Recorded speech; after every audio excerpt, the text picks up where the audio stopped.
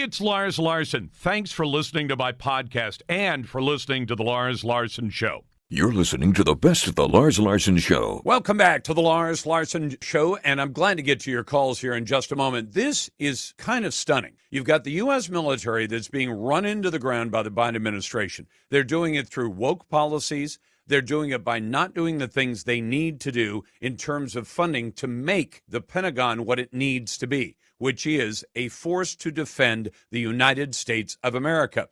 And now we find out from Breitbart, the U.S. Army's Protective Services Battalion, otherwise known as the PSB, that is the Defense Department's equivalent to the Secret Service, is now monitoring social media to find out if anybody has posted negative comments about the country's highest-ranking officers. I'll tell you more details of that story in a moment. But if you want to join what we call the best conversation in talk journalism, it's right here at 866-HEY-LARS. That's 866-439-5277. Send your emails to talk@larslarson.com.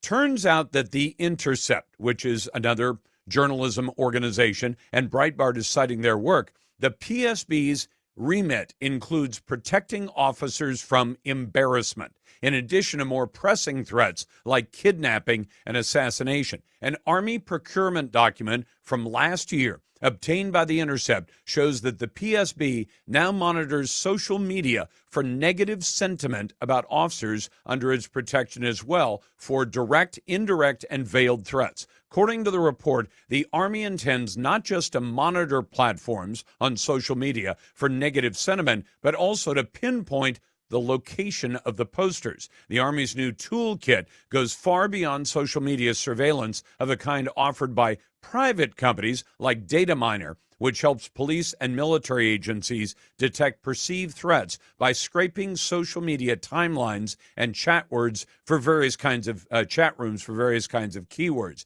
Instead, the PSB investigators seemingly combine social media data with a broad variety of public and non-public information, all of it accessible through what's called a universal search selector. Those sources of information include what they call signal-rich discussions from illicit threat actor communities and access to around-the-clock conversations, public research, radio stations, I hope it's not ours, news outlets, personal records, hacked information, webcams, and get this, cell phone location data can be used for good or bad. We've talked about it before. The document mentions the use of what's called geofence data as well, which is a practice where an investigator draws a shape on a digital map to focus their surveillance in a particular area. While app-based smartphone tracking is a potent surveillance technique, it remains unclear how exactly the data might actually be used to unmask threats on social media. So the Pentagon is watching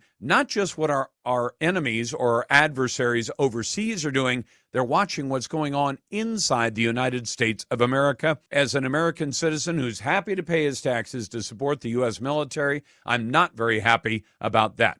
Our Twitter poll today, and you can find the question at Lars Larson Show and at larslarson.com. Should America endorse the independence of Taiwan or China's ownership of that country?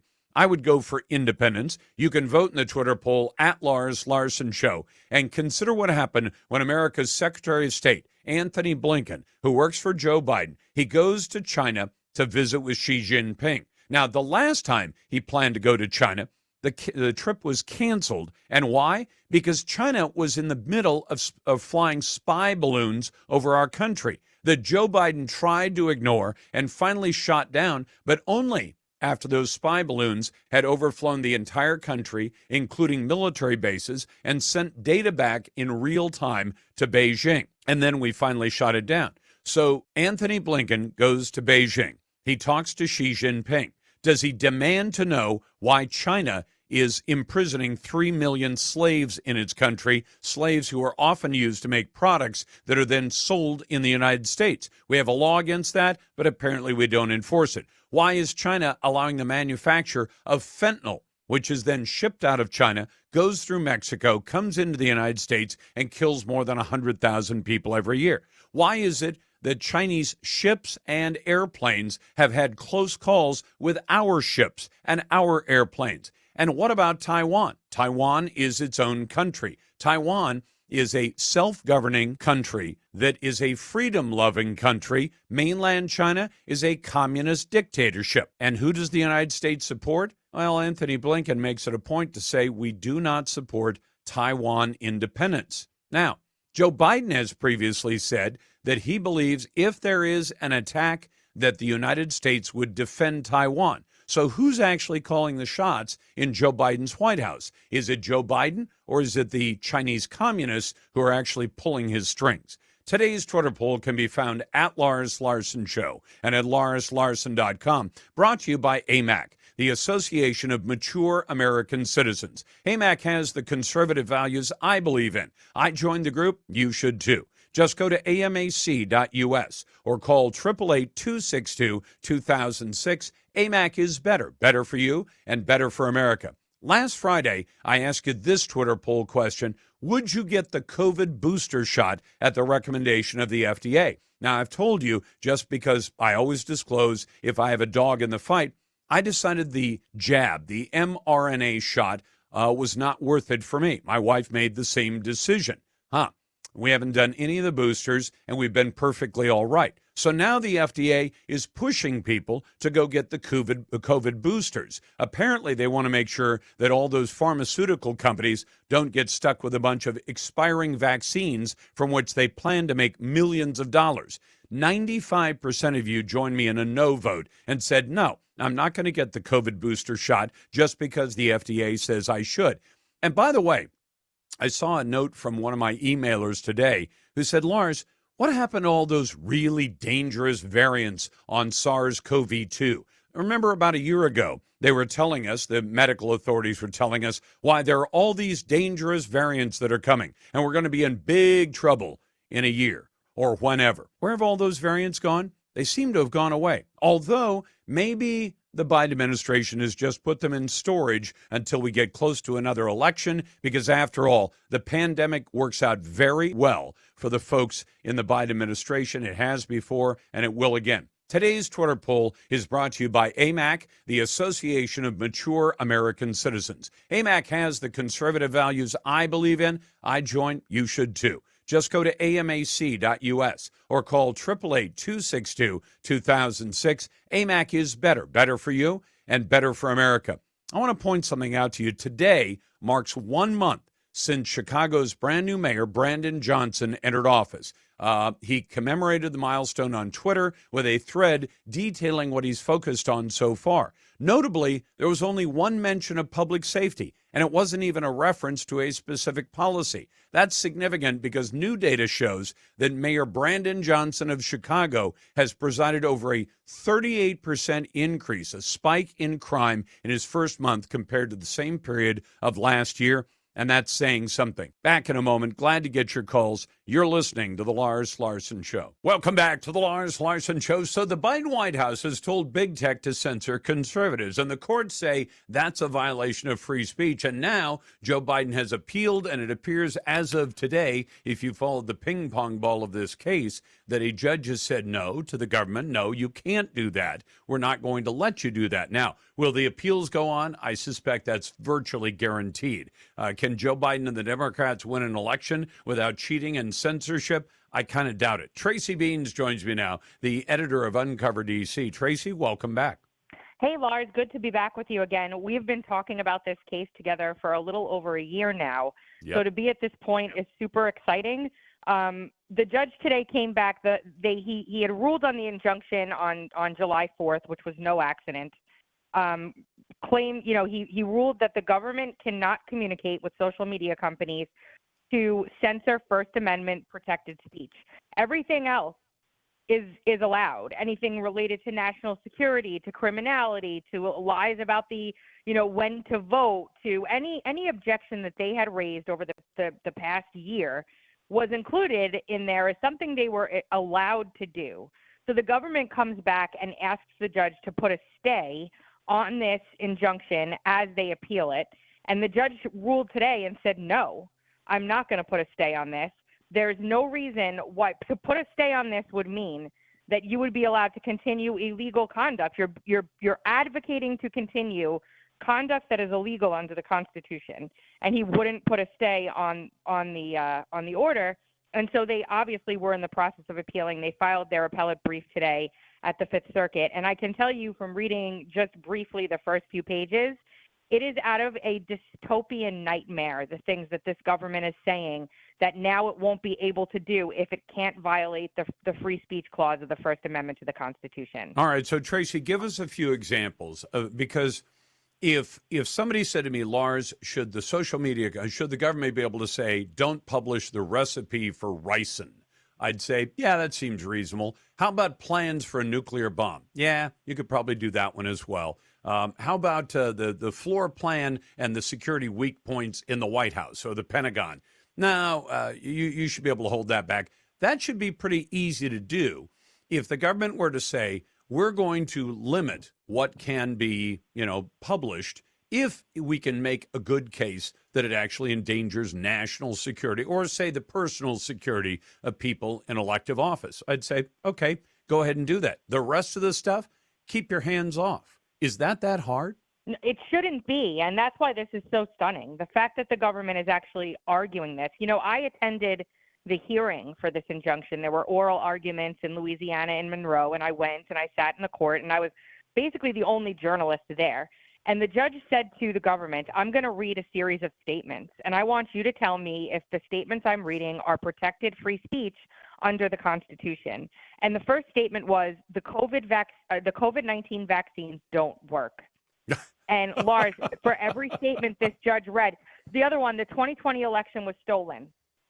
Okay, Joe Biden was the cause of high. But Tracy, here's what drives me crazy. Over the years, as a journalist, an investigative journalist for a time, I had to deal with lawyers all the time. And they'd say there are, when it comes to defamation, there are two things. There's factual statements. If I said Tracy Beans is a convicted pedophile, that is a factual statement, and it's not true. Right, if I said that about you. If you said Lars Larson is a convicted felon, I've never been convicted of a crime in my life, that would be an untrue factual statement. If you said Lars Larson is sometimes a blowhard, well, that's a matter of opinion. So if somebody says the election was stolen, how could the government consider that anything except a statement of opinion? Now, if you said the number of votes counted in precinct XYZ in Fulton County, Georgia, was 2,152. That's a factual statement that you can test whether it's true or not. But this judge was saying basically that the government wants the ability to censor people's opinion so that if I say the election was stolen, they want the ability to say that's not allowed to be published on social media because you've said it was stolen and you can't prove it was stolen. It's a matter of opinion, isn't it? It is. And the government wasn't able to answer the question cleanly. They hemmed and hawed. The judge finally pinned them down on these statements. You know what they said, Lars? This is going to blow you away. They said it depends who's saying it. Oh, my God. If it's just wait. If it's an American citizen, but they're maybe being paid by a foreign government, they could be in violation of FARA, and that could be a criminal case. So it's a fine line. Like my mouth was hanging open. I could barely contain myself in the courtroom watching this go on because I couldn't believe that the Deputy Attorney General of the United States was standing in front of a federal judge arguing that these statements were not protected free speech under the Constitution. And True it's or almost false, it doesn't matter. Aren't they digging themselves an even deeper hole? Because imagine this, Tracy, an ambassador from another country, let's say Russia, comes to the United States. He is clearly on the Russian payroll. He is clearly here because he's, acting on behalf of his government. He makes a statement. Joe Biden is driving us closer to nuclear war by his actions in Ukraine. Now, that may be the opinion of Vladimir Putin and the foreign government, but if they say anybody who comes here from another country who happens to work as, say, a government civil servant or a cop or something else is not allowed to voice opinions because they could speech? They were talking about every regular, everyday Americans like you and I. The fact that they didn't know whether or not what we were saying was being funded by some foreign government, it was that obtuse. Like it's really, really bad. It's terribly bad. It's the antithesis of the Constitution. And again, in their appellate brief today, they're literally saying disinformation is dangerous, but they're the arbiters of what's disinformation. And I was going to say, look, they could tell us that that Carrie Lake lost the election in Arizona. That's not factually true. And they can determine whether or not that's true and whether or not it can stay up on social media. It's a terrible slippery slope. I cannot see the appellate court granting this appeal. Never. I just can't see it happening. It's too ironclad. And when you talk about FARA, Tracy, I mean, if somebody acts as a foreign agent, you get paid by another government. I think that Hunter Biden violated that law. But then charge him under FARA. That's not silencing him. He says whatever he wants to say, but you can charge him as you're acting as a foreign agent. You're not properly registered to the U.S. government as a foreign agent. We're going to charge you with that crime. That doesn't take away your free speech rights. It just says you can't act as a foreign agent unless you register with the U.S. government. No big deal, right?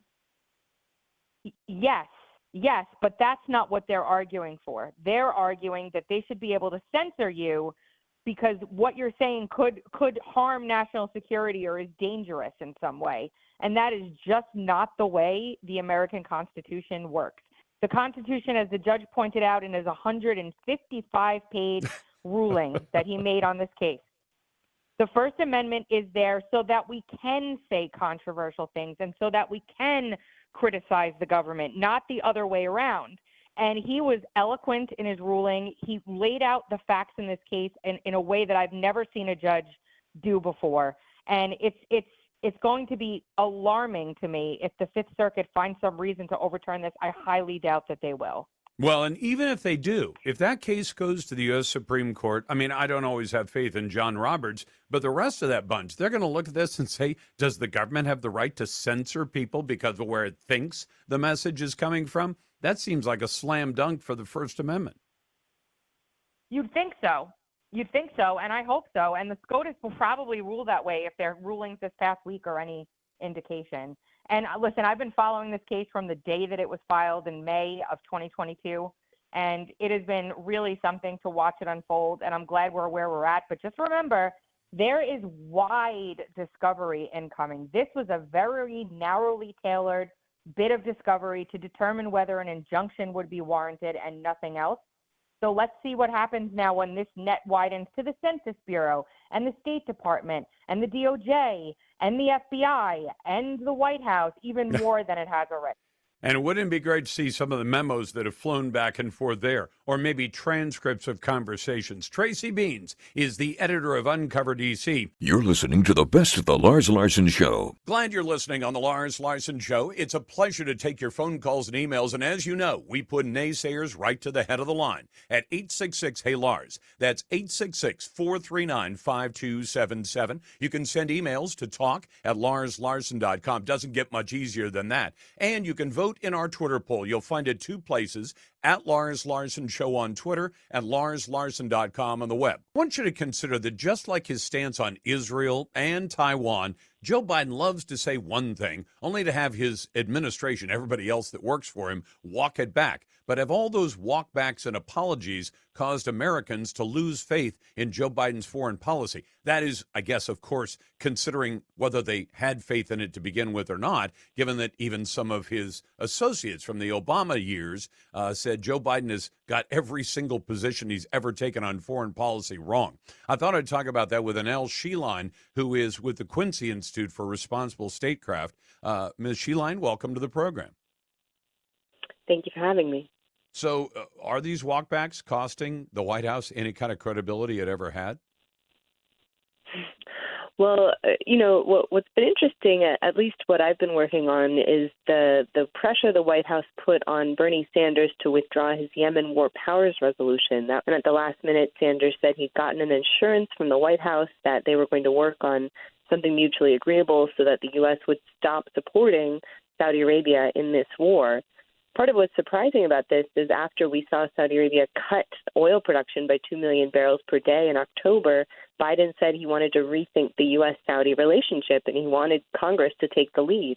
And so this would have been Congress taking the lead. This would have been a war powers resolution to reassert congressional war-making authority.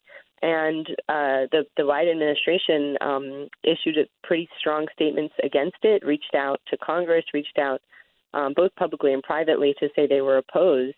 And so Sanders ended up temporarily withdrawing. He said he'll reintroduce it later, but it's going to be under the new Congress and it's going to be more difficult. I want to ask you this, though. Administrations, they have a certain amount of information they've got to hold back about where they're going. I wouldn't expect them to tell the rest of the world where we're headed. But if you don't communicate some kind of message, overall message, this is the direction our administration is going, don't you run the risk that nobody trusts you if they don't have any idea what you plan to do, and if you're constantly making changes in course that nobody anticipates? Definitely. I mean, I think we've seen the Biden administration stick to a pretty typical playbook, just as far as the efforts to, again, try to project American power abroad. We've seen them just continuing to maintain a lot of this really aggressive rhetoric towards China, something that the Trump administration started, which personally I just don't think is helpful. We really need to find ways to partner with China on important issues like pandemics and economic development, and especially on climate change. So I don't really see really that much of a difference from administration to administration. A lot of it is just sort of this notion that American primacy is the way to go, or that we're seeing one of the largest military budgets we've ever seen since some of the record-breaking budgets that were necessarily in place during times like World War II, for example. But the U.S. is not currently fighting any major wars abroad. Obviously involved in supporting. Well, we're sending a lot of hardware to Ukraine, aren't we? We certainly are, but we're not fighting a war the way we were in Iraq or Afghanistan, and yet still we're getting massive Pentagon budgets, even above what Biden himself requested. Congress has now approved even more money, and more than half of that is going to go to private contractors and not even to the service members themselves. A report just came out that actually many military families struggle to even put food on the table, and so even though we have these massive bloated Pentagon budgets, not actually going to support our service members. Most of it is going to massive military companies like Raytheon, Lockheed Martin, Boeing, the other big five weapons contractors, who price gouge and charge far beyond what many of their services are actually worth. But they've created a monopoly and they're able to charge what they want, and the Pentagon just keeps going along with it. See, I'm kind of curious about that, though, because you've had Iraq, you've had Afghanistan, and my understanding is we've diminished an awful lot of the hardware and the equipment that we have by those actions. We left billions of dollars worth of gear behind in Afghanistan. That had to hurt. Now we're sending a lot of hardware, a lot of money as well to Ukraine. That you've got to replenish all those stores, don't you, if America is going to be prepared for whatever might come, which could be a conflict with China over Taiwan. Shouldn't we have to spend a lot of money with private contractors because they're the ones who build the bombs and the bullets? No, I mean, I really disagree. And if people are interested, I would direct them towards my colleague, Bill Hartung's work, who's much more of an expert on this. My focus is the Middle East, whereas Bill can get into much more on the sort of broader question of military spending and China and Ukraine. So recommend you speak with him, Lars, next time. Okay, I'm glad to do that. But Anel, let me ask you then about the Middle East. I don't even get a sense of a coherent policy there. Biden comes in after Trump. Trump had the Abraham Accords, which had the promise, we were told in the fall of 20, in the 2020 election year, we had the promise of 4 or 5 more deals in the Middle East that might have brought, some additional movement forward on things that hadn't moved in many ways in decades. And that appears to be out the door or kicked to the curb. What is the Middle East policy of the Joe Biden administration? I mean, like I was saying, it is kind of a continuity of many of his predecessors, essentially prioritizing relationships such as with Saudi Arabia, even though, as you said, Biden has really switched on that. He was on the campaign trail really saying things like we need to treat the Mohammed bin Salman, the crown prince, responsible for the murder of Khashoggi. Exactly, the prize that they are. And then instead we see him traveling to Saudi Arabia over the summer, that infamous fist bump. And it didn't pay off at all. As I mentioned, the OPEC Plus cuts which reflect, Saudi and Russian efforts to keep the price of oil high, which is hurting, efforts to sanction Russia over what Russia is doing to Ukraine. I think many of these countries that we consider partners in the Middle East, whether it's the Saudis or the Israelis or the Emiratis, they see the way the wind is blowing. They see that now we're in a multipolar world where the U.S. is no longer the hegemonic force that it once was, and they're hedging. So they're building relationships with China. We just saw President Xi spend several days in Saudi Arabia. That China is Saudi Arabia's most important customer, the biggest consumer of Saudi oil and gas. And, China is a massive consumer for other Middle Eastern partners as well. So, unfortunately, the U.S. has sort of ceded much of the economic ground to China, and instead we just try to maintain this relationship on the basis of weapons sales. But then as far as that goes, we're sort of dependent on these countries now because, again, our whole political process is so in the thrall of these massive weapons producers that the thought that we might lose one of our most important customers, the Saudis, remain our most important customer of big weapons purchases, means that our policymaking is completely captured by them and their interests, such that, again, to go back to the war in Yemen, we continue to support what Saudi Arabia is doing to Yemen, which is in many ways quite similar to what Russia is doing to Ukraine. This devastating war on civilians in the territory of their, weak and impoverished neighbor, with horrific effects on the innocent people living there. So on the one hand, the U.S. is helping Ukraine, but we're doing the exact opposite by helping the Saudis with what they're doing to Yemen. Ms. Sheline, thanks very much. I appreciate the time. You've got the Lars Larson Show. Welcome back to the Lars Larson Show. Anytime you hear the term burner phone, you probably, and I think you're right to do this, you think to yourself, that either involves a spy, it involves somebody in some kind of illegal business like human trafficking or maybe drugs, that sort of thing. That's what burner phones are all about. That's why you have burner phones, especially secret phones. And my friend John Solomon, political commentator and founder of JustTheNews.com, has broken a huge story that ought to be on the front page of every newspaper in America, and yet I haven't seen it anywhere but at JustTheNews.com. It involves a secret global burner phone bought and paid for by none other than Hunter Biden and supplied to his father, Joe Biden. John, welcome back to the program. Yeah, great to be with you. Now, you have a rather personal connection to that burner phone, and I want you to tell my audience what you did. Yeah, listen, I don't know if it was a burner phone or not. What I do know is that there were some documents gathered by the FBI when they investigated Hunter Biden's business partner, Devin Archer, back in 16, 17, and 18. And I went to the courthouse, got these documents, and in those documents there were bills and credit cards and bank statements, and I saw a phone number that was associated to Hunter Biden. By this time, I had broken some of the big stories in 2019 about Hunter Biden, the famous "you don't get your $1 billion if you don't fire the prosecutor" brag that Joe Biden had made that became a big focus in that year. And I was having a hard time getting a fair comment from Hunter Biden. So I saw this number and I said, you know what? The right thing to do is try every avenue to get Hunter Biden to give me fair comment. So I called the phone fully expecting that I would get Hunter Biden, since the phone number seemed to be associated with him in these court records. And the person picked up, and the second they said hello, I knew exactly whose voice it was. I'd heard that voice for 30 or 40 years in the Senate, and I realized it was Joe Biden. And I said, Mr. Vice President? He said, yes. I said, I'm John Solomon. He said, sorry, I can't talk to you right now. And he hung up on me, and that was the end of my conversation. The phone, clearly was associated with Hunter Biden in the records that the FBI had gathered. Is it a burner phone? I don't know. Was it something untoward? I don't know. But we do know this. It was proof to me at the time, and we now have more proof of it, that the finances, the phones, and the business associations of Hunter Biden and Joe Biden were far more commingled than what the president has acknowledged over these last many years.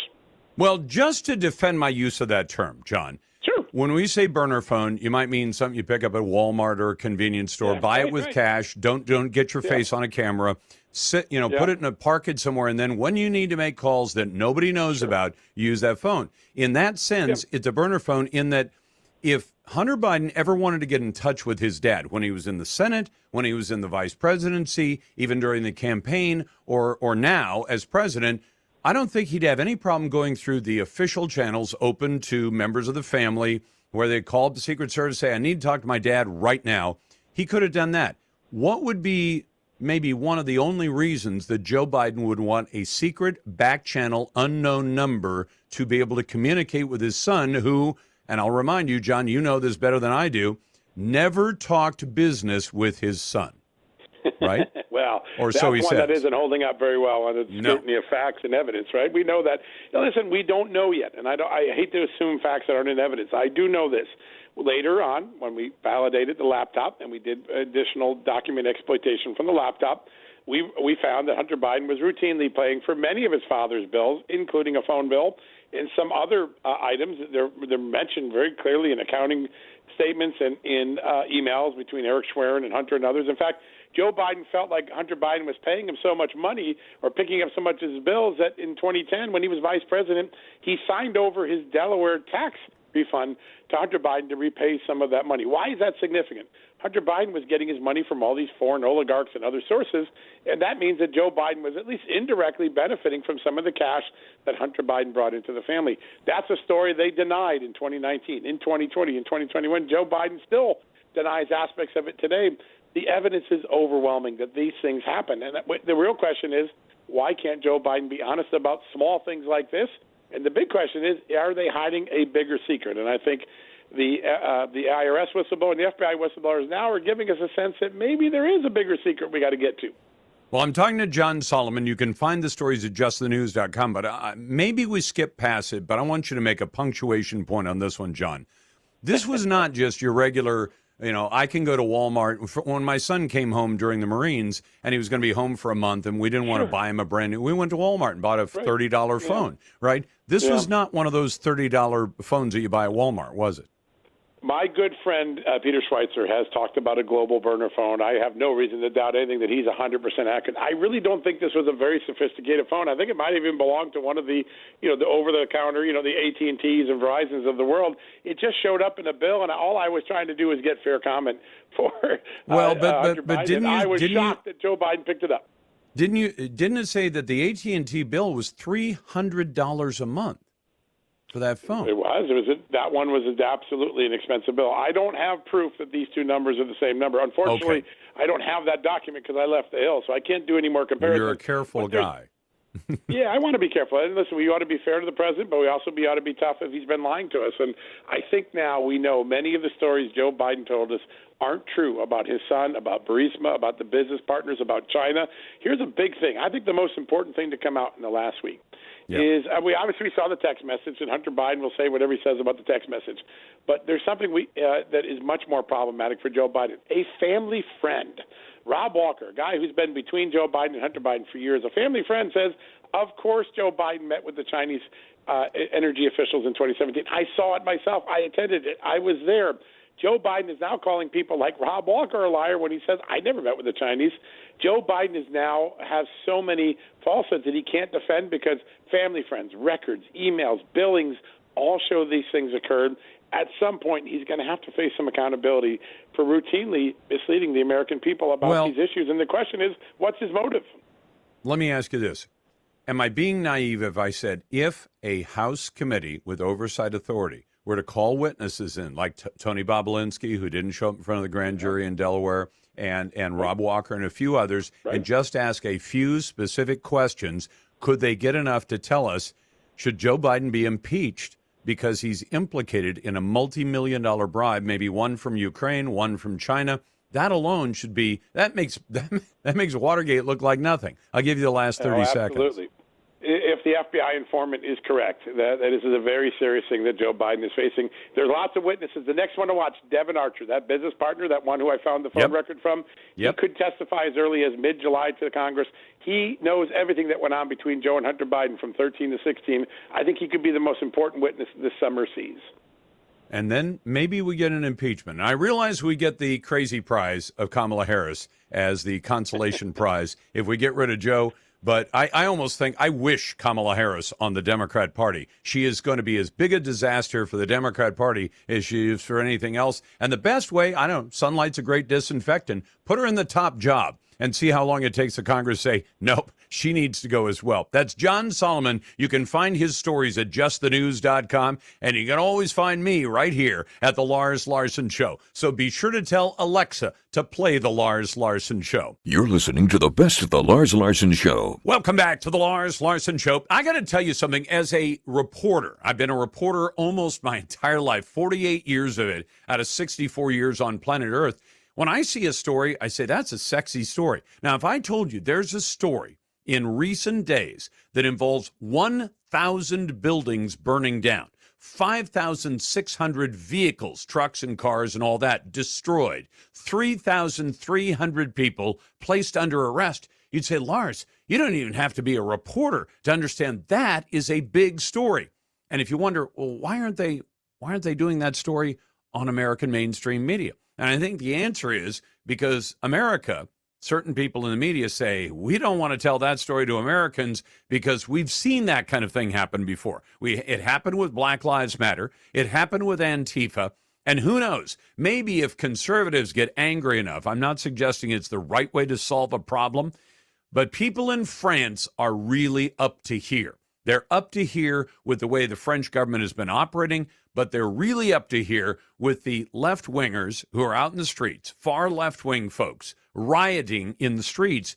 And the polls they've done most recently, 89% of Frenchmen are condemning the violence committed against security forces, so against the cops, against the government. They're saying the left-wing rioters have a right to protest. They do not have a right to riot. Much the same thing that a lot of us said when the George Floyd riots were going on about 3 years ago. 89% of the people in that country say those rioters should not be acting violently toward the security forces, not the other way around. Because remember what happened in America was you saw BLM and Antifa go out in the streets. They burned things down. They looted stores. They rioted in about 36 cases. People were murdered. Cops were assaulted. And what you got from most people in America, unfortunately, and most of the media was, well, you know, we feel sympathetic to those people who are out in the streets and their cause. Apparently in France, it's not that way at all. The GoFundMe for a cop involved in a deadly shooting has now reached 1.6 million euro. That's a lot of money. And why? To support the cop. He was involved in a shooting. He shot a 17-year-old. But the thing is, he shot the 17-year-old who was in a position to threaten the cops. And what's happened is a lot of arrests, a lot of fires on public roads, a lot of vehicles and buildings set on fire. 1,243 people have been indicted since June the 30th. So we're talking about in the last less than a week, more than 1,200 people in that country have been indicted for the crimes they've committed. Bus and tram service restored. It had been suspended since Friday of last week. Police arrested 3 men with 600 pounds of fireworks in Paris. And if you, like me, have been watching, I've been watching some of the videos that have been coming out of Paris. They are taking fireworks and not just launching them in any direction. They're using them as weapons. And when you total up 1,000 buildings burned in total, 5,600 vehicles destroyed, 3,300 people arrested in the last week. Understand where this is headed. And it sounds like the population of that country is not sympathetic to the rioters in the streets. They are sympathetic to the cops who are trying to shut it down.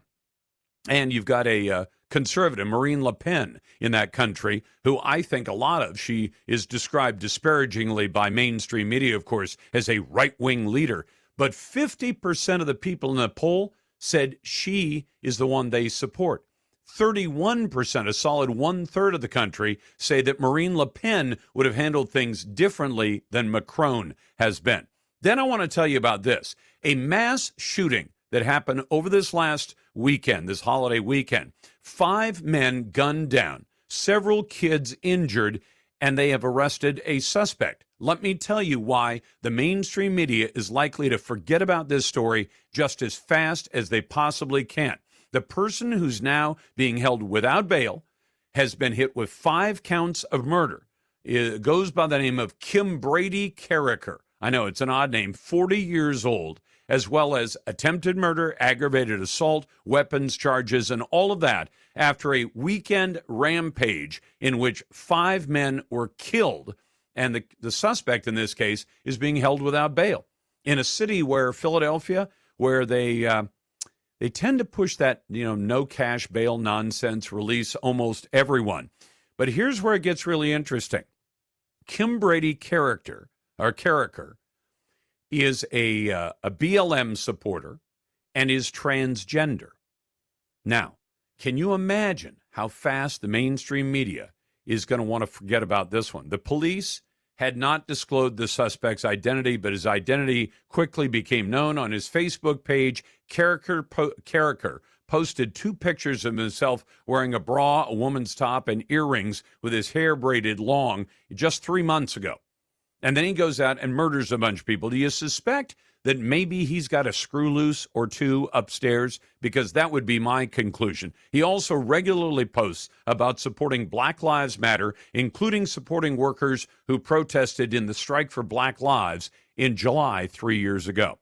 Let's go to your calls now. First to Lane. Hey, Lane, welcome to the Lars Larson Show. What's on your mind? Well, I wanted to talk a little bit about what's going on in France, and I've got 2 pretty good examples of what my point is. What you have is you've got immigrants coming in, which I'm all for legal immigration. I have 2 brothers that were adopted in the 70s that were Vietnamese. One's a doctor, one's an engineer here in the U.S., who've been to Vietnam, but these guys are Americans first. Yep. Yes, Vietnamese they are. Second. And I also worked in boarding schools for a number of years back east, college prep boarding schools. And one year we had, we accepted kids from all over the world. At the time, it was 17 different countries. And my wife and I lived in the senior dorm. And our senior dorm, there was a culture that emanated from the senior dorm. These kids had grown up through the school, the boarding system.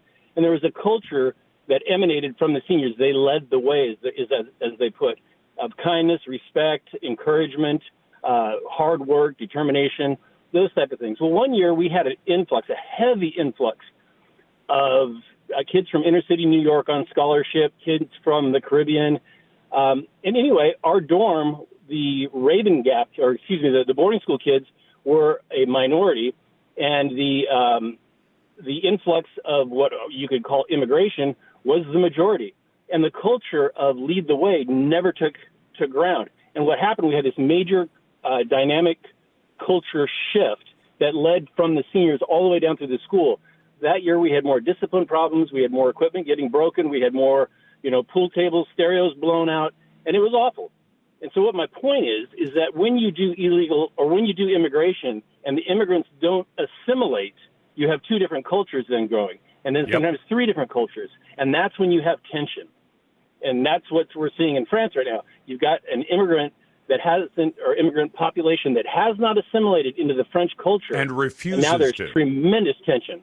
Glad you're listening on the Lars Larson Show, and glad to get your phone calls, too, at 866-HEY-LARS. Send emails to talk@larslarson.com. You're listening to the Lars Larson Show. Welcome back to the Lars Larson Show. It's a pleasure to be with you, and I'll get back to your phone calls and emails in just a bit. But I've got to talk to a friend about something that is an amazing accomplishment. I've never written a book, but James Rosen is a smart guy, and he writes books. And he's also a correspondent at Newsmax, and you want to check out his work there as the chief White House correspondent. But I consider his greatest work, his knowledge of one of my favorite Supreme Court justices now passed. And I have to tell you, James, as you come on the show to talk about this great new book that you've come out with, the first of 2 volumes, that I remember the day my wife and I were in the car. I believe it was a Saturday. It could have been a Sunday, but usually not a weekday. It was raining. It was kind of miserable outside. We were going from point A to point B, just running errands. And we heard the news on the radio that the great Antonin Scalia had passed away. And both of us at the same time said, oh, no, because he was such an important institution on that group of 9 people who make some of the most consequential decisions in American history. So, James Rosen, welcome to the program. I want you to tell my audience about Scalia, Rise to Greatness, 1936 and 1986. And, of course, you have a second volume coming to complete the great justice's life. Lars, first of all, thanks for having me back. It's always great to be with you. You've been very kind to me over the years. This book, Scalia, Rise to Greatness, tells the story of Antonin Scalia's first 50 years. It ends with him sitting on the Supreme Court, taking his seat. And so I hope I'll be back with you in 2.5 years' time to discuss the second volume, which will cover Guaranteed. the Supreme Court years. But what I found, Lars, was that the two existing biographies of Antonin Scalia, both of which were published in his lifetime, one of which he cooperated with, the other not at all, both arrived more or less in the same place, which was fairly open in their contempt for Justice Scalia's jurisprudence, his legacy, his conduct. And so this is the first biography of Antonin Scalia published since his death. It is the first to make use of a vast wealth of documentary and personal sources that were either overlooked by or unavailable to the previous biographers. And it is the most accurate and perhaps the first accurate biography of Antonin Scalia because it is the first admiring biography of Antonin Scalia. This book starts from the point of view that Scalia was, as I think is becoming increasingly clear as more time goes on, the most influential justice perhaps of the last 100 years. But beyond that, he was one of the most influential Americans of the last 100 years. And a devout Catholic, a father of 9 with his incredible wife, Maureen Scalia, and an example in so many ways as a human being and a public servant in a way that's never been attempted or captured, certainly, by his previous biographers. So there's so much that's new material for us to talk about, but I think I'll leave it there and let you, propose different questions. I'm talking to Newsmax White House chief correspondent James Rosen about his book, Scalia, Rise to Greatness, 1936 to 86. And I know that reporters tend not to brag on these kinds of connections, and it's probably right that they don't. But I want to tell you, the author of this new book about Scalia knew the man. And when you say, I knew the man, there are lots of people, James, that you and I have interviewed that we really couldn't claim to know, couldn't claim, as you've written, to have broken bread with him, to have drank a glass of wine, to have been a passenger in the justice's, as you put it, famously speedy BMW. You knew the man. And that's, among biographers, that's probably not all that common. Well, it's certainly an advantage for anyone trying to draw a book-length portrait of someone to have interacted with them. And I am privileged to say that I was able to, when I first came to Washington, to become a Washington correspondent for Fox News at the time, back in 1999 at the age of 30, one of the first things I did was write to Justice Scalia to request an interview. And this commenced between us a rather amusing and unusual correspondence that went over the course of about 2 years, which will be excerpted in Volume 2, but also a pair of lunches that we had, one-on-one, at his favorite spot, the AV Ristorante Italiano, now long defunct, but that was the spot he'd been going to since his Georgetown days in the 50s. And, it was remarkable because we did have a bottle of wine together on each of those occasions. He did, on one occasion, insist that I eat off of his plate, and I said, Mr. Justice, I couldn't. He's like, come on. So there I was shoveling vegetables off of Justice Scalia's plate, and he gave me rides back to my office, and they were as you described. And I've subsequently been able to confirm with a number of classmates from the 50s on to clerks in the 21st century who felt similarly endangered as a passenger in the justice's car. So it is correct that having those sort of intimate, up-close details about a person, even if they only amounted to 2 lunches, and I can't say that I know him in the sense that his true friends know him, it is invaluable for a biographer, and I like to think that it's part of what enabled me to capture him in a way where those closest to him on the back jacket can be seen saying that here for the first time, as in no previous biography, is the man I actually knew. Well, I'm sure the man Justice Antonin Scalia got lots and lots of requests for interviews, for interaction, and that sort of thing. Would you care to characterize the nature of this? Was this something he did all the time, take journalists to lunch or offer to let them eat off his plate? So the contents of the lunch of our discussion was off the record and will remain that way. Sure. And he was in the habit of doing it from time to time. And partly this is what accounted for the 2-year span over which our lunches occurred, because I tried to keep up the relationship and write to him and say, hey, let me buy lunch this time and that sort of thing. And there really wasn't much response. as opposed to the earlier exchanges of humorous letters. And in the interim, a reporter named Hannah Rosen, Rosin, as opposed to the way I spell my name, who was the religion correspondent for the Washington Post at the time. This would be in the spring of 2001. Published in GQ magazine with Ben Affleck on the cover, an article about going to lunch with Antonin Scalia at the AV Ristorante. Its contents off the record, but for the purposes of the article, let's just say she danced with Muhammad Ali-like finesse back and forth across the line of what you would publish if it truly was off the record. Sure. And of course, it stands in the minds of the Scalia family as an infamous moment in the journalism covering of their dad, where this was violated to their sensibilities in such blatant fashion in GQ magazine. And having seen that, I thought to myself, well, he's probably going to be reluctant to get together at all now. I wrote him again, and this time he wrote me again on stationery, Lars.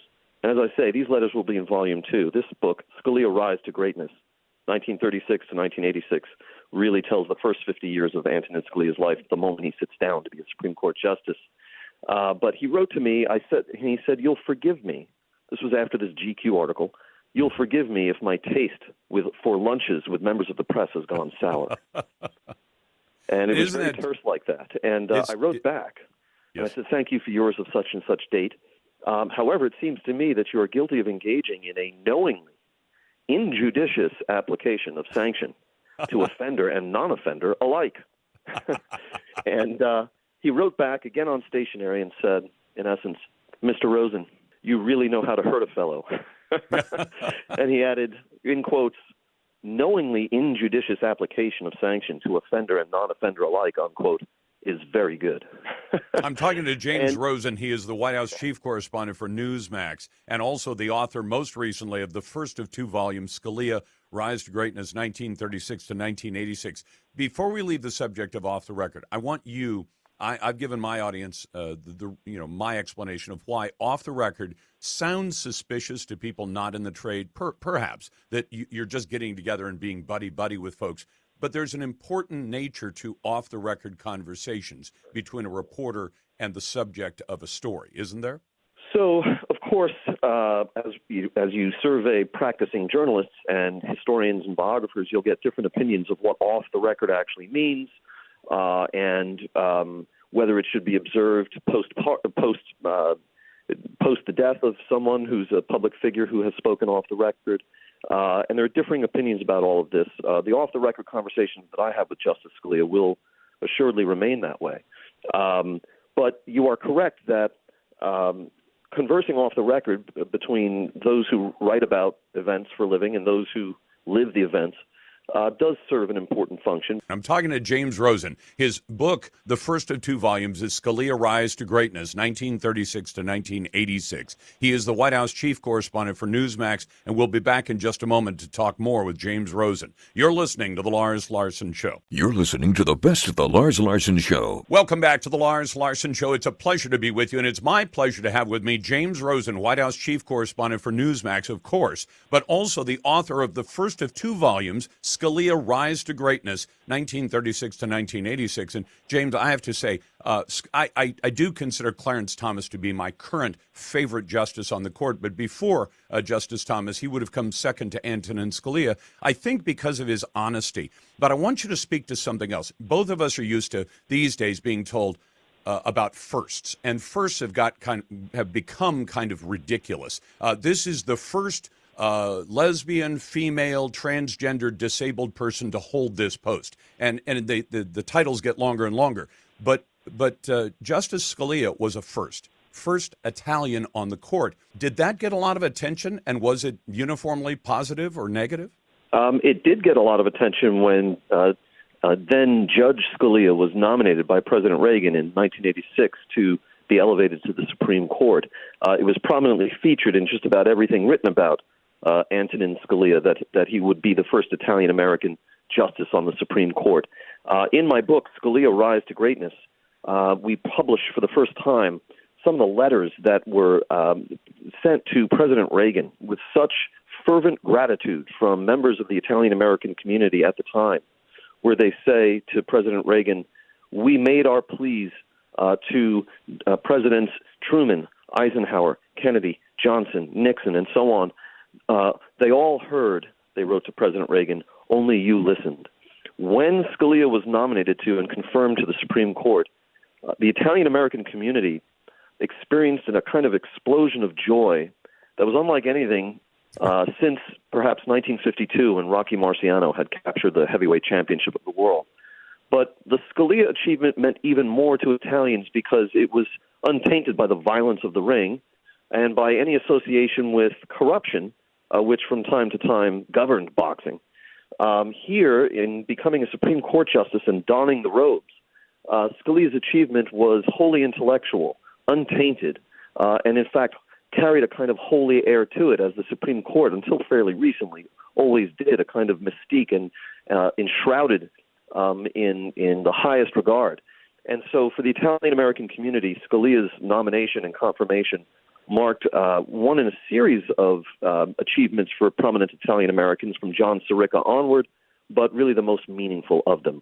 Let's talk about his time on the court. Why was he so notable? I could tell you my reasons, but I've read a bunch of his decisions, and I'm not a lawyer, but I was always impressed with his reasoning and with his adherence to the Constitution, which sounds kind of, well, justices, that's all they're supposed to do is decide based on the Constitution and the law. And yet some of the justices don't do it that way. Scalia stuck to the document, didn't he? Precisely so, Lars. Scalia is so important. And should be considered among the most influential Americans of the last 100 years, precisely because of what you've raised. This is a kind of revolution that Antonin Scalia personally launched and helped bring to fruition in American law. And because America's laws control every aspect of our lives day to day, that's why Scalia's influence is so profound and broad. But specifically, his revolution was that before Scalia joined the federal bench, judges in America adhere to what is primarily a liberal point of view about the law, which is that the Constitution is a living document, that there's a living Constitution. This idea that the Constitution and our interpretations of its meaning should expand because there were a lot of things the Founding Fathers could never have envisioned, such as nuclear weapons or the Internet. And therefore, our interpretations of what the Constitution and other statutes passed since then what they mean should be elastic and should expand. And to accomplish that, these judges therefore go beyond the text of the law to look at what the legislative intent was. And that's reflected in debates that were held on the House and Senate floors or in committee reports that would be published along the way as the law snaked its way through the process. Scalia stood athwart all of this. Scalia championed a philosophy known as originalism, that judges doing their central business, which is to tell us what the laws mean, right? What the Constitution means, how to interpret the Constitution or given laws. Scalia said we should adhere to the original meaning of the Constitution or that statute according to the meaning it had at the time that it was enacted and signed into law. We should not graft our latter-day wishes for what it meant onto the existing text of a law. And how best to discern original meaning of a law, what it was widely understood to mean at the time, how best to determine that? And here Scalia introduced the chief tool for his originalism, which is textualism. Scalia's belief was the legislative intent was the actual text that they voted on, yes or no, and that a president signed into law. We don't have to look any further than that, or we should at least start with that. What was the text? And so after Scalia, it is much more common now, and in fact it's almost unheard of for lawyers, as they used to do when arguing before judges and justices on the Supreme Court, to invoke or begin with legislative history and what was said on the Senate floor. The instinct for all lawyers now is to immediately begin with the text of the law. Scalia effected this revolution not because he was on the winning side of so many Supreme Court cases, but even because he was often writing in dissent and solo dissent, but through the force of his ideas, the liveliness of his intellect and his wit and his determination that his opinions should be easily readable as they were for you and me, Lars, by people who are not lawyers. Through all of this, he eventually, but by the time Scalia died, no less a figure than Supreme Court Justice Elena Kagan, an appointee of Barack Obama, proclaimed that, in effect, thanks to Scalia's influence, quote, we are all originalists now. Remember that this affects every area of American life. Well, and one of the most notable, 13 years before he came to the court, and reversed after his passing would have been the Roe v. Wade case in 73, and then it's overturned in Dobbs. He wasn't there for 73 for Roe. He wasn't there for Dobbs. But what would his take have been on the idea that there is no mention of abortion in the Constitution or anything like it, but the justices in Roe decided, well, we read between the lines and find a right to abortion there, a right that was then, or a decision that was overturned in the Dobbs case within our lifetimes just last year. What would he have made of it, and what did he make of that decision? If you pick up this book, which just came out this week, Scalia, Rise to Greatness, among the hidden treasures you will find is Antonin Scalia's first ever public reference to abortion as a subject matter, which was on an AEI, American Enterprise Institute, televised debate in 1978 when he was a professor at the University of Chicago Law School. And you trace, as you go through the pages of Scalia, Rise to Greatness, you will see how he eventually carried forth these same views into his work as a jurist. To the question of what he would have said about Dobbs, we can say two things safely. One is that Dobbs, as constructed, adhered to some of the same jurisprudential critiques of Roe that Scalia himself had been articulating for decades. I also just laid out for our listeners the nature of Scalia's particular genius and revolution, which was for originalism and standing against the notion that we should imbue earlier existing texts or bodies of work with latter-day opinions or policy preferences. And so you'll have to understand if I'm leery of attributing to Antonin Scalia, who passed from the scene some 7 years ago, any particular views about any particular decision or members of the court or what have you. It has been a pleasure speaking with James Rosen, who is the Newsmax chief White House correspondent and the author, most recently, of the first of two books. The first one is called Scalia, Rise to Greatness. It covers 50 years, 1936 to 1986, when Justice Scalia took the bench. The second book, of course, will finish Justice Scalia's life. We'll look forward to talking to James when that is out. And in the meantime, we'll be glad to take your phone calls at 866-HEY-LARS. That's 866-439-5277. As always, naysayers go to the head of the line. You can send emails to talk@LarsLarson.com. Vote in our Twitter poll at Lars Larson Show. And you can always tell Alexa to play the Lars Larson Show. Welcome back to the Lars Larson Show. It's a pleasure to be with you. And as I always confess to you, for about 25, maybe 26 years, I've been talking about immigration as one of the most threatening issues to American sovereignty that you could ever imagine. And for a long time, people said it's not that big a deal. It's a few people from south of the border coming into the country. They're just migrants. They're just immigrants. And I said, no, if you come to somebody's country illegally, you're not a migrant. You're not an immigrant, just the same way as somebody who comes to my house at my invitation is a guest. Somebody who comes without my invitation is a criminal. Now, Todd Bensman works as Senior National Security Fellow with the Center for Immigration Studies. Todd, welcome back to the program, and thanks for the work you do at CIS. Great to be here. Thank you.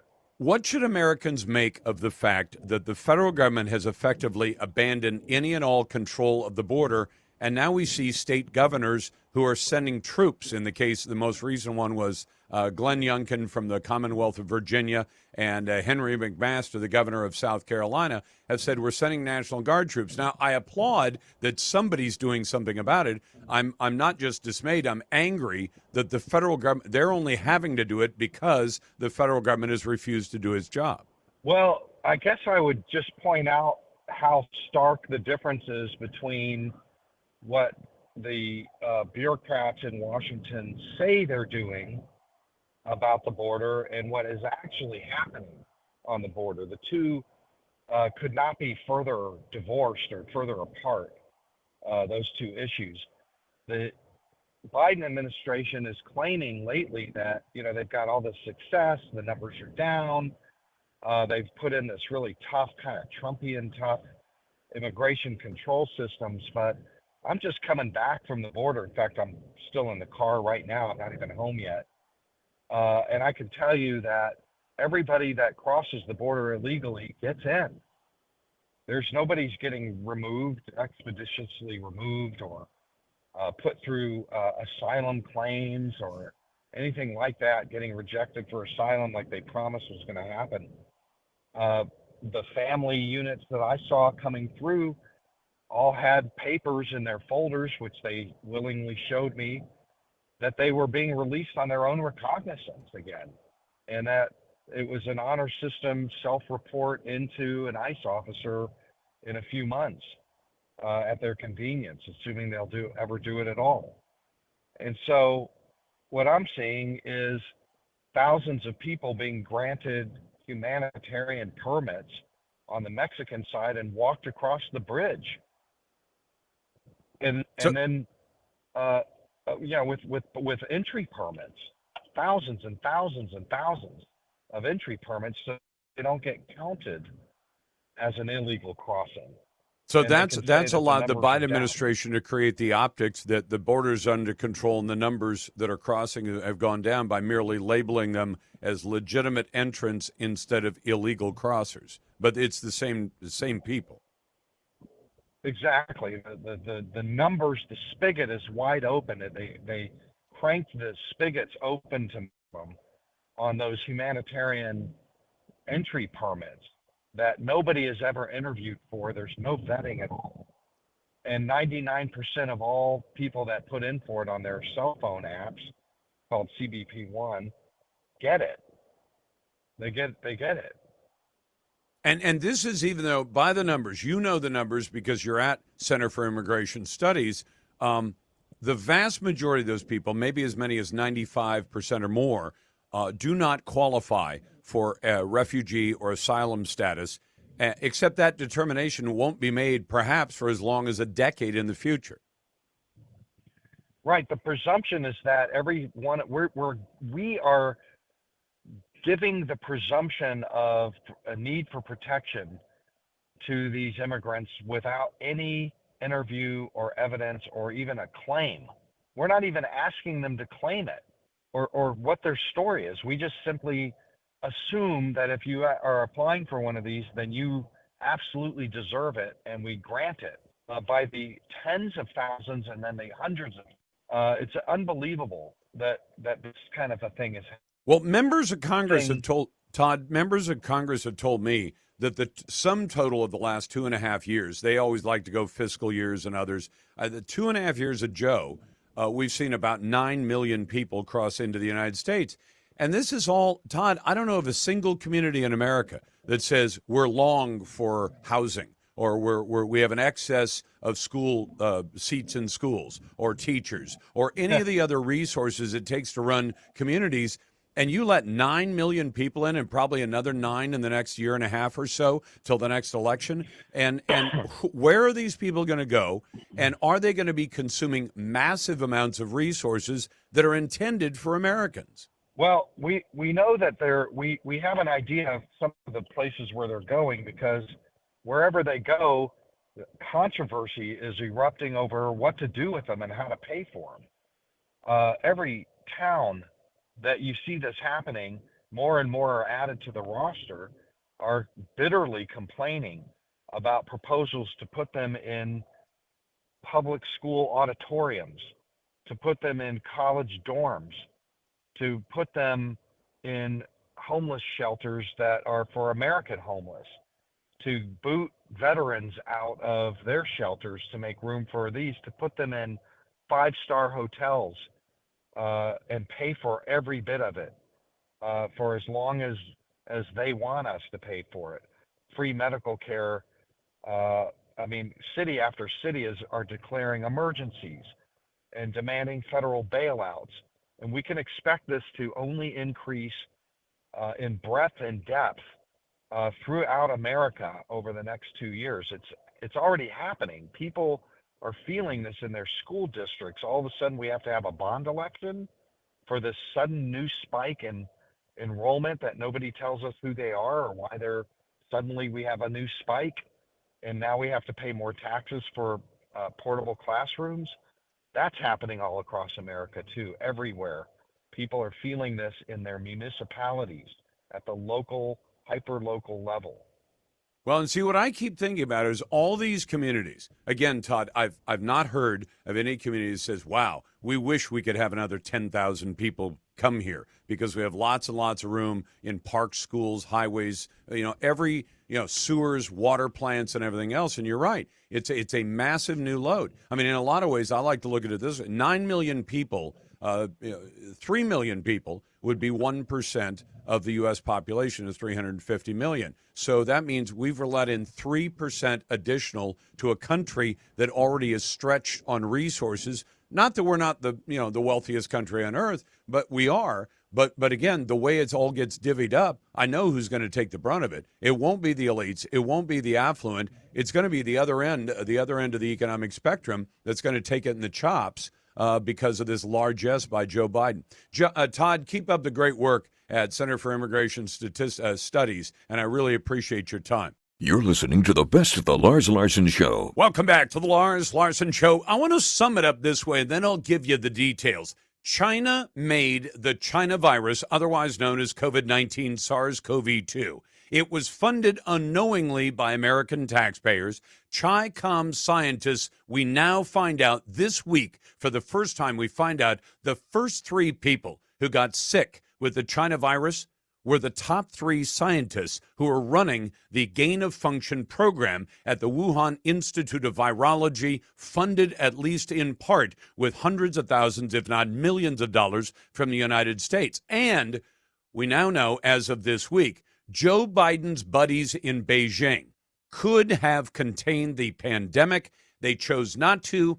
And even the U.S. State Department knew that China made a conscious decision not to contain the pandemic. Now, I'm going to expect that many of you will have some questions about this. I'm going to cite my sources, as I always do, and I'll invite your phone calls at 866-HEY-LARS. That's 866-439-5277. Send your emails to talk@larslarson.com. Vote in my Twitter poll. You'll find the poll question 2 places, at Lars Larson Show on Twitter and at our website called larslarson.com.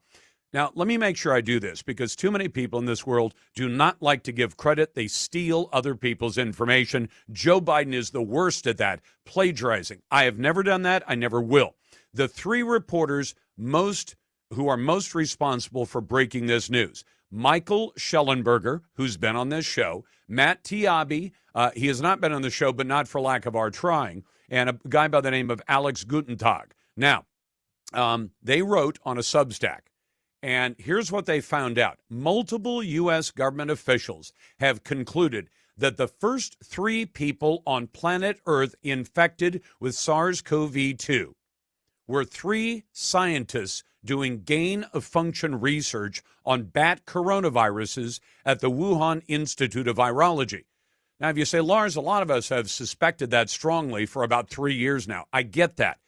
But this is where they've been able to track it down to the names of the scientists, including the number one. The first person to get sick with COVID was, in fact, Dr. Ben Hu, a Chinese scientist. He was the man who was running what is called the gain-of-function research program at the Wuhan Institute of Virology. They did not get sick because they all went shopping together at the Huanan seafood market in Wuhan. They got it because of where they worked. In fact, if you think about it for a moment, if your wife or husband works at a research laboratory where they research viruses, and then your wife or husband gets sick, what is the most likely cause, if you use Occam's razor or least hypothesis? Where did they likely get sick? I mean, if you've got a friend or a family member who works as a doctor or a nurse and they're around sick people all day long and they get sick, where did they likely catch it? They also managed to pry loose a group called Right to Know, which is a public interest research group. They uncovered a State Department cable. Now, I know the rest of us do email and text and WhatsApp and all that. State Department still does it the old-fashioned way. They're called cables, but they're basically same thing as an email, just transmitted perhaps a little bit more securely. In July of 2020, this State Department cable sent, so this is only 6 months into America's experience with the pandemic. They concluded, quote, the initial outbreak could have been contained in China if Beijing had not covered it up. Now, the one thing I don't know from this reporting, the great reporting by Michael Schellenberger and Matt Tiabi and Alex Gutentag, is this. We don't know when the scientists got sick, although I'm sure that we're going to find out. A lot of us suspect that the outbreak of coronavirus really began in China in September or October of 2019. But the fact that it began with researchers from the lab tells you a couple of very important things. Number one, it didn't come from the Wuhan wet market. It didn't come from nature, from a pangolin or a bat. It came from the lab. And if China knew about it, because I would imagine when Dr. Ben Hu got sick and they started testing him to see, well, what is he sick with? And they've got all the lab equipment and everything else. They say, it looks like he's sick with one of the viruses we've been working on. Well, duh. We understand that that's the obvious conclusion. At that point, China knows it has a problem. They were lying as late as January of 2020, saying there's no sign. And in fact, the Chinese officials are quoted as saying there's no sign that this spreads from human to human, which we now know isn't true. I think China knew it wasn't true at the time. Now, here's what's happened. Again, Schellenberger and Matt Tiabi. Months after the onset of the COVID pandemic, State Department officials came to the conclusion the outbreak could have been contained had the Chinese Communist Party officials acted to prevent it. And you say, well, how would they do that, Lars? Well, if you know the history of it, it started to break out right before there was a major public festival that was scheduled for Wuhan. Now, what do? Even in here in America, if you had a major disease outbreak in a city and they were about to have their major public festival, almost every city has a festival like that, you'd say, shut the festival down, tell everybody to stay away, which they did during the pandemic. But if China had done that ahead of time, if China had said, we have a major disease outbreak in our country, at the time, about 20,000 people a day were traveling from China to the United States and from the United States back to China. These were both Chinese nationals and Americans and people from other countries. They were going on for student purposes. They were going for business. They were going for vacation. They were going to see family and friends. China could have immediately done what Donald Trump did on January 31st and say, we're shutting down all the flights. So they could have contained it to Wuhan. They did not. They could have shut down the public festival. They did not. They could have stopped almost all international air traffic between China and the rest of the world, both for the protection of China and for the protection of the rest of the world. Why would the Chi-Coms have done it that way? Well, if they did it that way, they did it the way they did it, then the rest of the world gets the pandemic and 6 or 7 million people die and more than 1 million people in America die. So if China is going to suffer, but the rest of the world is suffering at the same time, when China takes the massive hit economically and otherwise from the outbreak of a pandemic within its boundaries, then the rest of the world gets sick at the same time, and China is not put at a disadvantage. There are heavily redacted cables that were busted loose from July 2020 to January of 21. The heading on the cables, initial outbreak could have been contained in China if Beijing had not covered it up. Now that we know this, now that we know that American taxpayer dollars went to the Wuhan lab, we know that they were doing gain-of-function research despite all the denials by people like Dr. Anthony Fauci, who's been questioned under oath multiple times by people like Dr. and Senator Rand Paul of Kentucky about gain-of-function research. And all Anthony Fauci will tell you is, well, we didn't show him how to make that virus. We just showed him how to do gain-of-function with any virus. Like, that's so much better. But if we know that China made the virus, knew there was a sickness, could have shut it down, could have contained it within their own boundaries, and decided to deliberately share it with the rest of the planet to the detriment and the death of 6 to 7 million people, then Beijing Joe Biden needs to demand an answer. You're listening to The Lars Larson Show. Welcome back to The Lars Larson Show. I want you to think about a rather radical idea which is already in use in Canada. And if you wonder why Canada, because I watch Western Europe and Canada, oftentimes there are crazy ideas that get going in places like Canada and Western Europe, and then they come to America. And I want to be ready for them. This one is particularly ugly. Imagine this. We are all, in a sense, terminally ill. That is, none of us is going to live forever. So we know we're all going to eventually die. But Canada is talking about harvesting organs from people who are mentally ill, who are not terminally ill, And even they started to call some of these patients track two, as pointed out by our friend Wesley Smith, who's an author and senior fellow at the Discovery Institute Center on Human Exceptionalism, who I think he hates the idea just as much as I do, although he makes it one of his primary causes. He may hate it more than I do.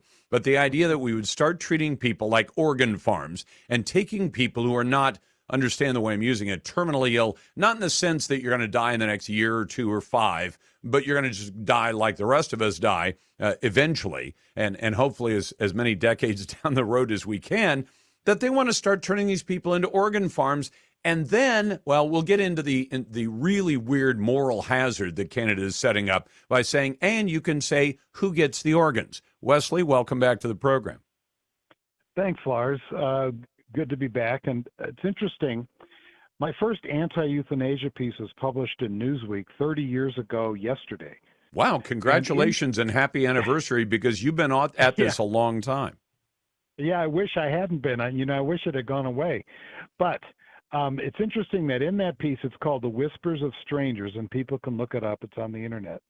I predicted that if you started legalizing assisted suicide and euthanasia, it would result in organ harvesting conjoined with euthanasia, what I said as a plum to society, to give society a utilitarian stake in people being killed or killing themselves. Well, that I was called an alarmist, I was called an hysteric, and of course I got the hate mail, people telling me I hope you get cancer and die, that kind of thing.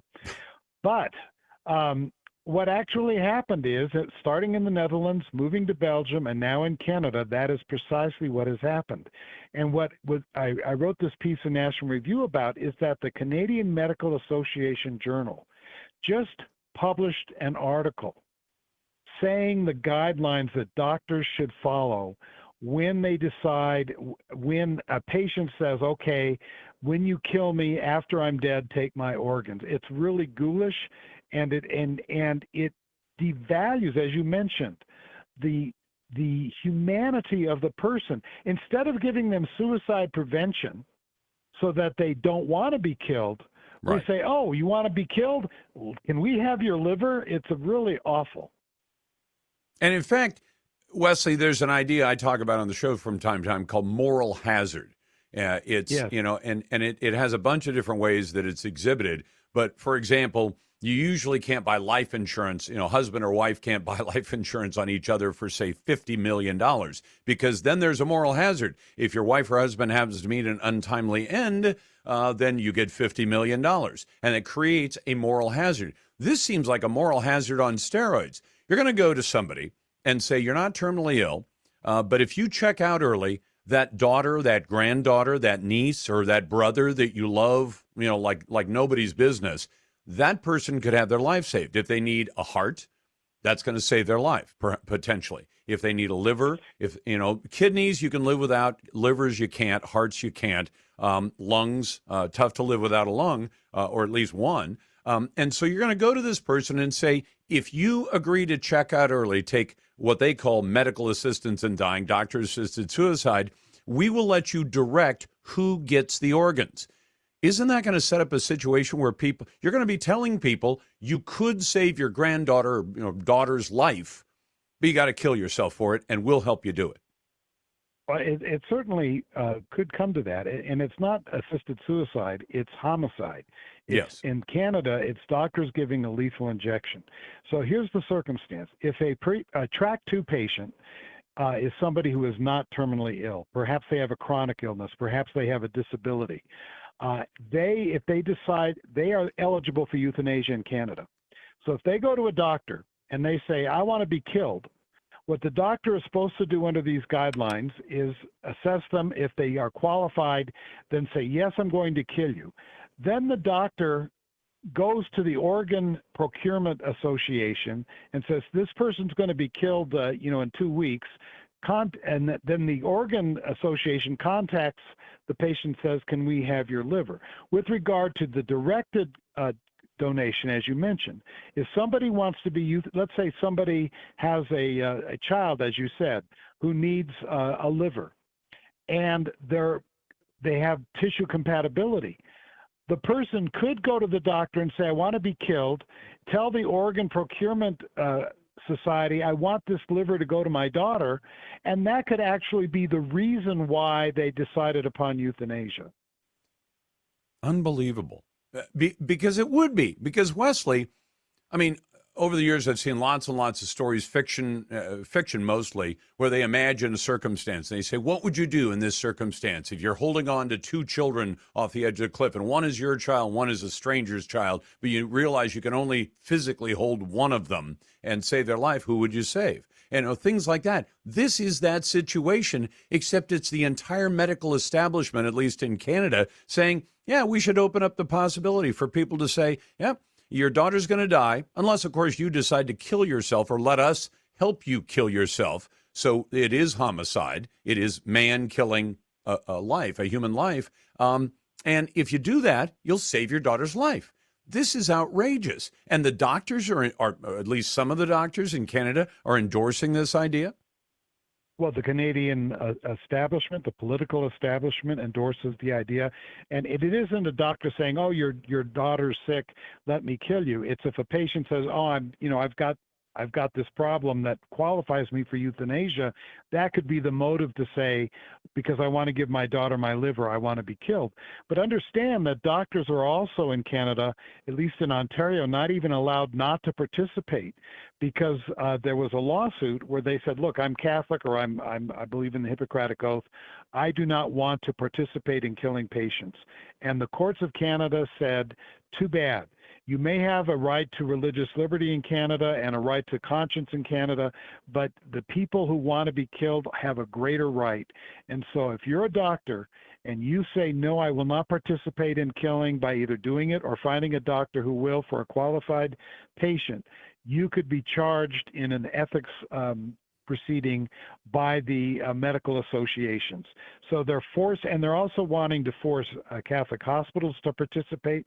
There was a hospice in British Columbia that refused to do assisted suicide, and because they accepted, socialized medicine, government money, the government closed them down.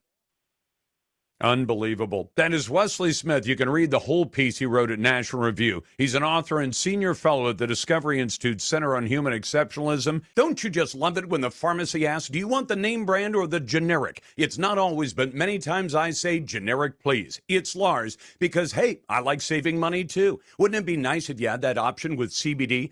Get high quality CBD products without the name brand price. Well, now you can. Check out my friends at Generic CBD. At GenericCBD.com.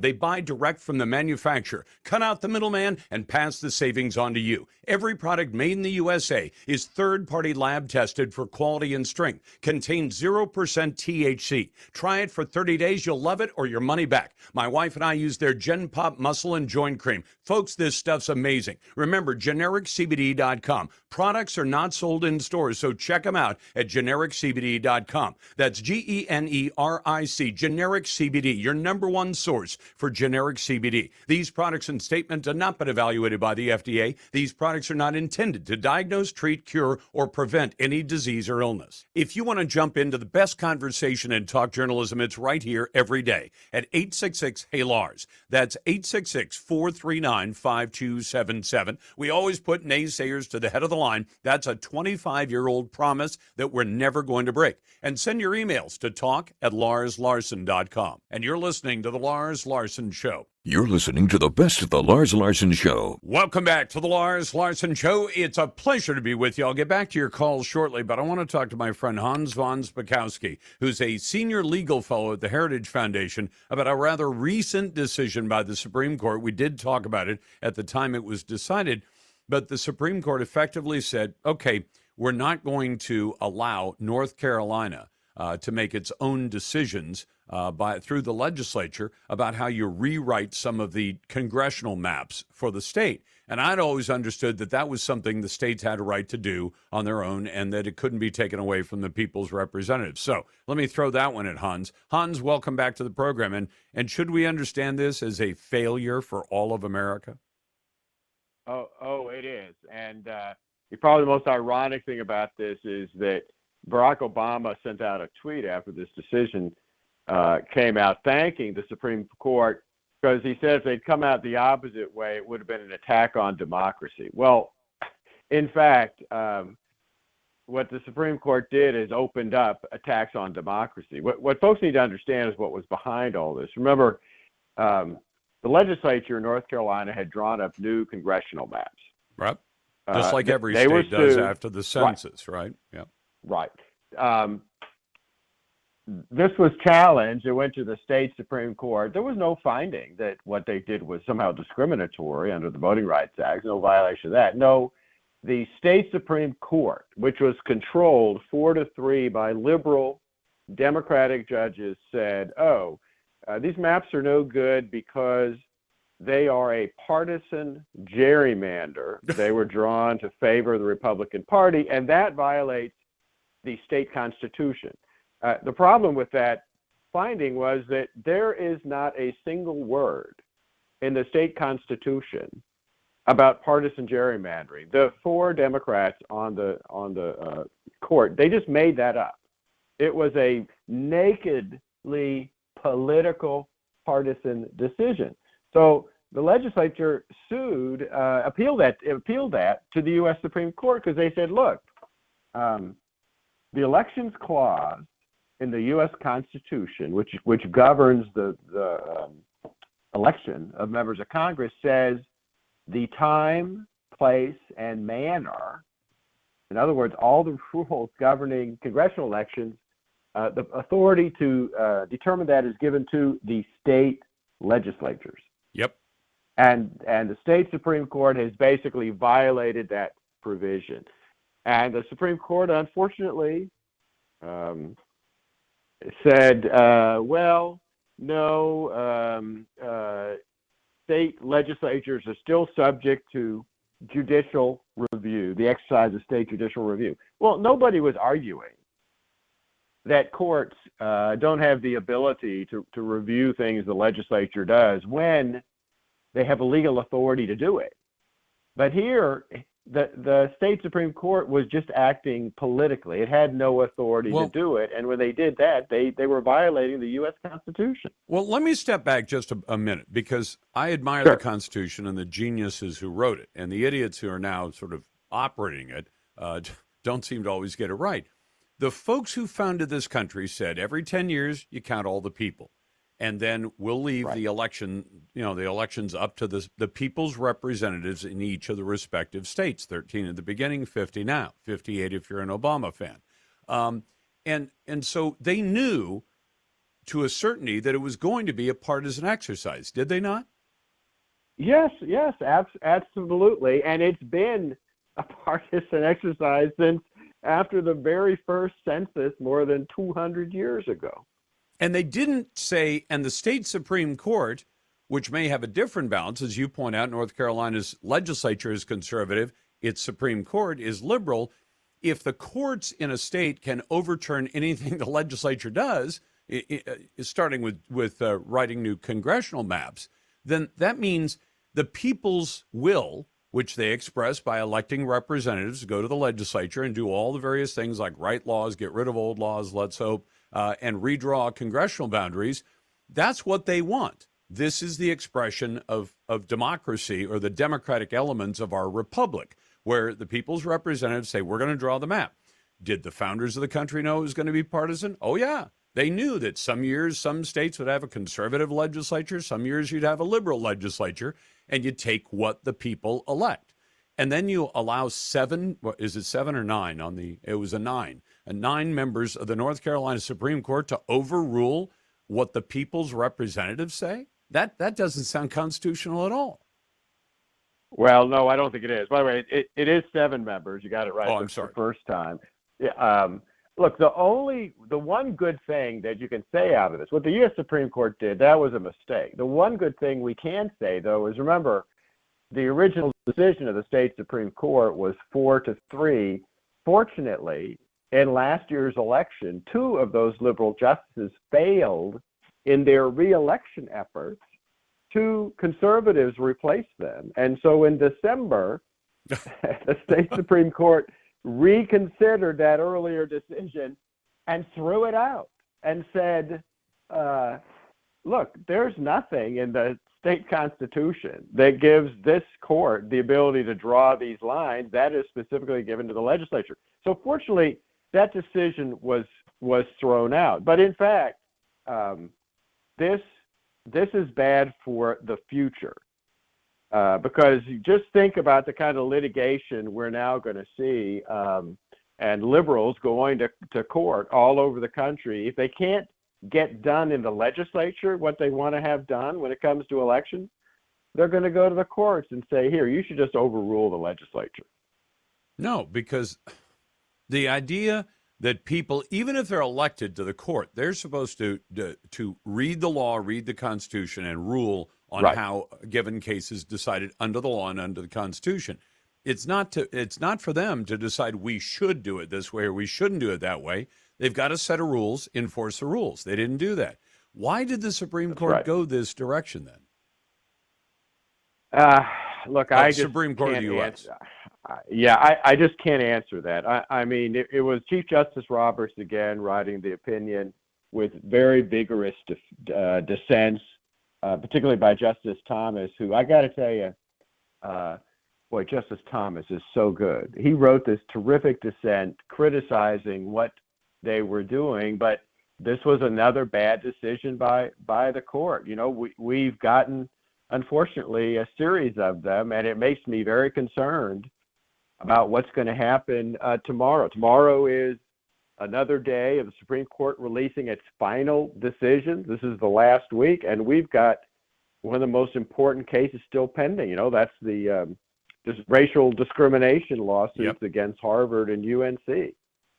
And do you read that this court is trying to do, again, politics? Instead of saying you can't discriminate against people or in favor of them based on their race, religion, or national origin, but they'll say, oh, yeah, but we don't want to show ourselves to be a partisan court. How much of this is being driven by John Roberts and his concern about the sort of the image of the court versus, what it actually says in the Constitution? I think actually you put your finger on the problem. I think that concern often clouds his judgment. He's so concerned about not looking political in the decision making that he makes them look political. and I'm afraid that, like I said, I'm still hoping for the best with that college case, and remember, we also still have the student loan case. Yep, we have both of those. We still haven't heard it got decision. Yeah.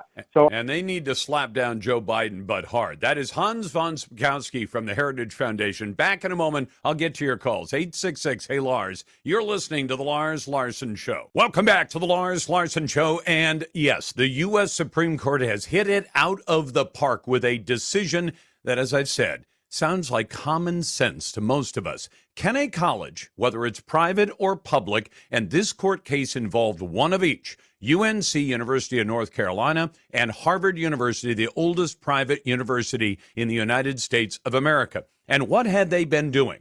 They were doing something so ugly. I understand they try to pretty it up like putting lipstick on a pig by saying, well, we're doing affirmative action. We're practicing diversity. Do you know what they were doing? They were actively discriminating against some students in favor of other students based on the skin color of those students.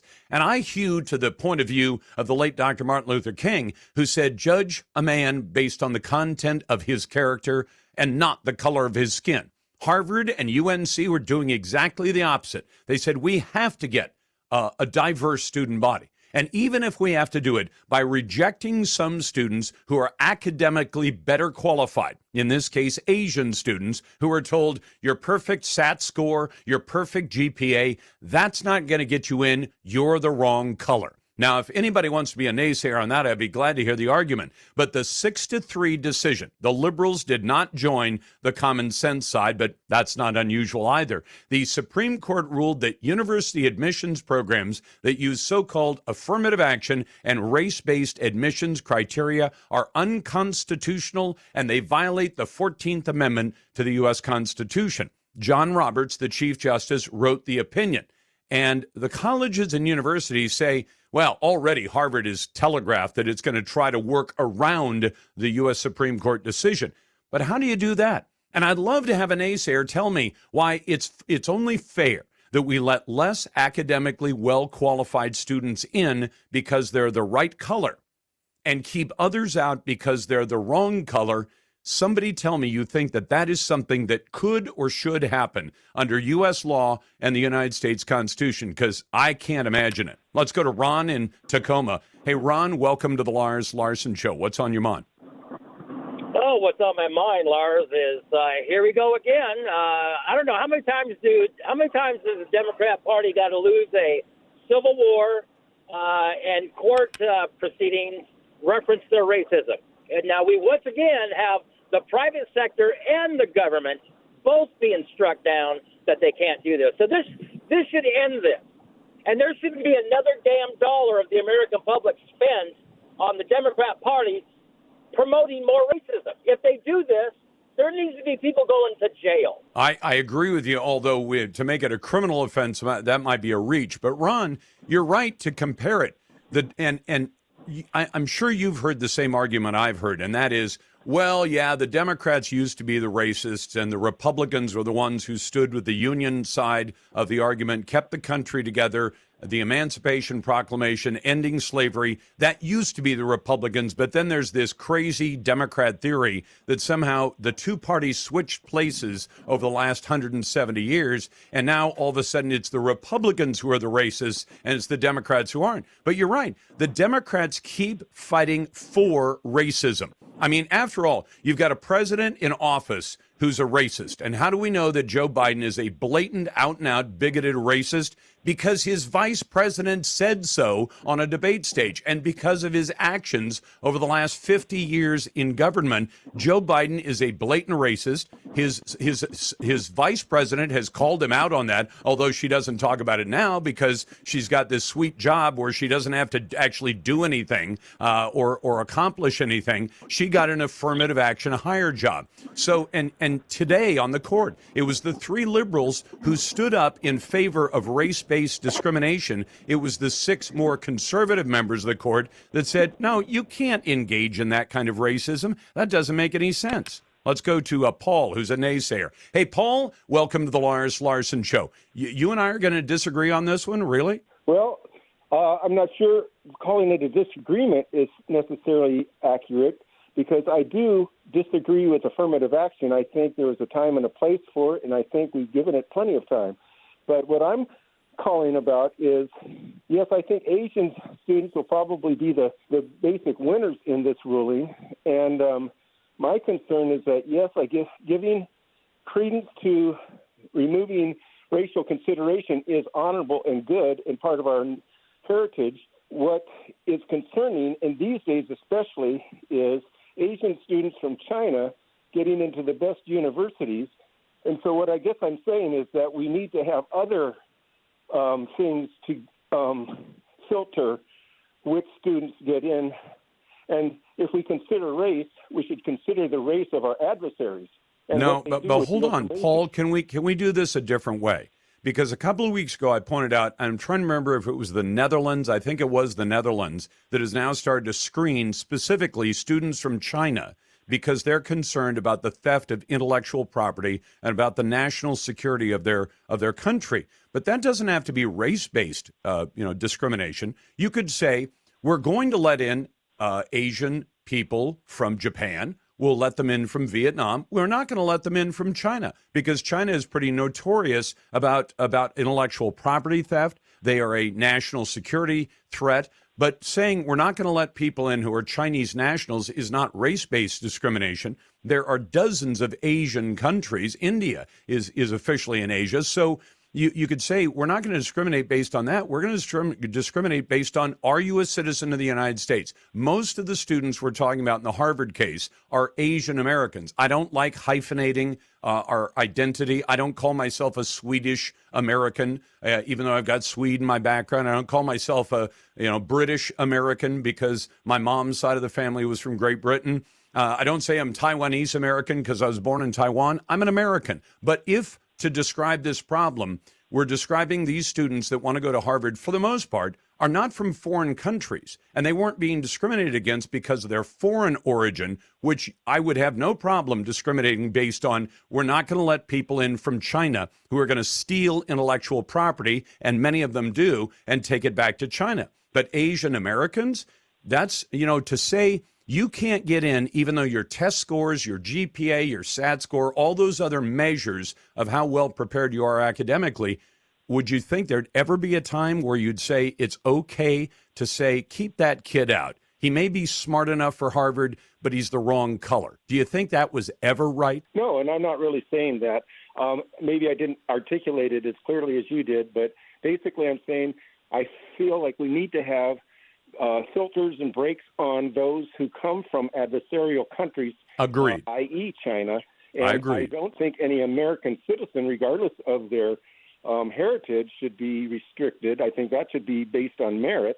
And so I agree with the decision. I just think we have to take into consideration also the concerns about Chinese infiltration, spying, intellectual theft, and all of that. And that's my whole point. And you know what, Paul? On that, I totally agree with you. Back in just a moment. You're listening to The Lars Larson Show.